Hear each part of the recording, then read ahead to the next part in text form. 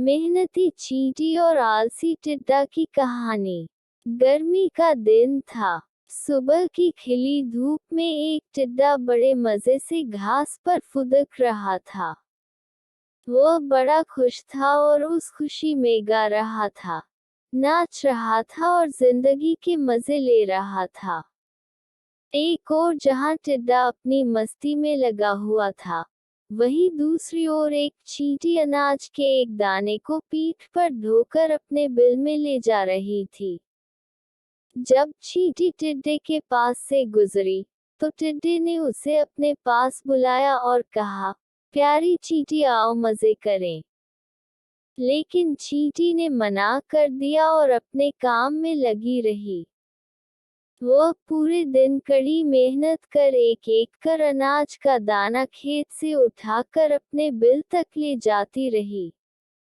अपनी मस्ती में डूबा टिड्डा चींटी को देखता और हंसता। वह बार बार उसे अपने पास बुलाता और कहता, प्यारी चींटी, तुम क्यों इतनी मेहनत कर रही हो? आओ, कुछ देर आराम करो, मेरा गाना सुनो।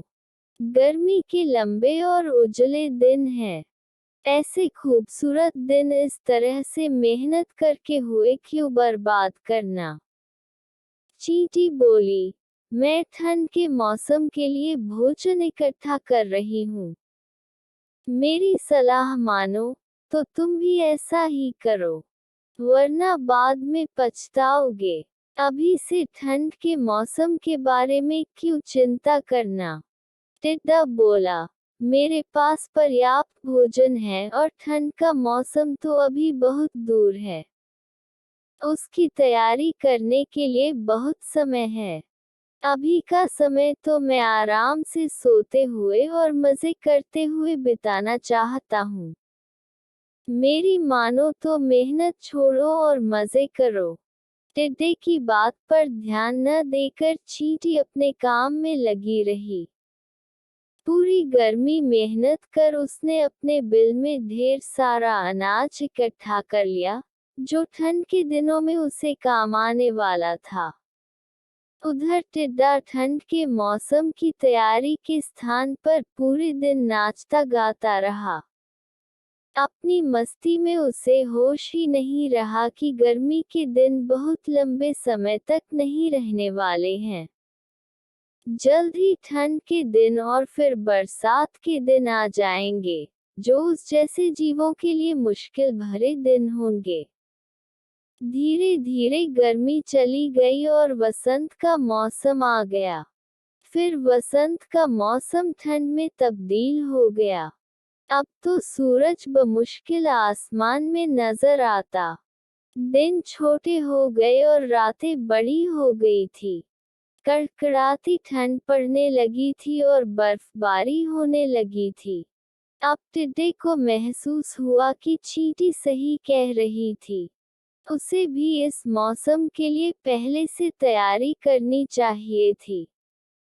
लेकिन वह तो पूरी गर्मी नाचता गाता और मजे करता रहा। अब न उसे गाना गाने का मन कर रहा था, न ही नाचने का। उसका भोजन खत्म हो चुका था। वह ठंड और भूख से तड़प रहा था। उसने सोचा नहीं था कि ठंड इतनी बुरी भी हो सकती है। उसके पास भोजन नहीं था। बर्फ से बचने का इंतजाम नहीं था। उसे लगने लगा कि जिस गर्मी के मौसम में उसने इतने मजे किए हैं, शायद अब अगली बार उस मौसम को देखने के लिए वह जिंदा ही न बचे। एक दिन भूख से तड़पते हुए बर्फीले मौसम में उसकी नजर चींटी पर पड़ी, जो अपने बिल में मजे से आराम कर रही थी। उसके पास पर्याप्त भोजन था और ठंड से बचने के लिए आसरा। टिड्डा पछताने लगा और रोने लगा। उसे समय बर्बाद करने का फल मिल चुका था। सीख: समय का सदुपयोग करें, अन्यथा समय हाथ से निकल जाने पर पछतावे के सिवाय कुछ हाथ नहीं आता।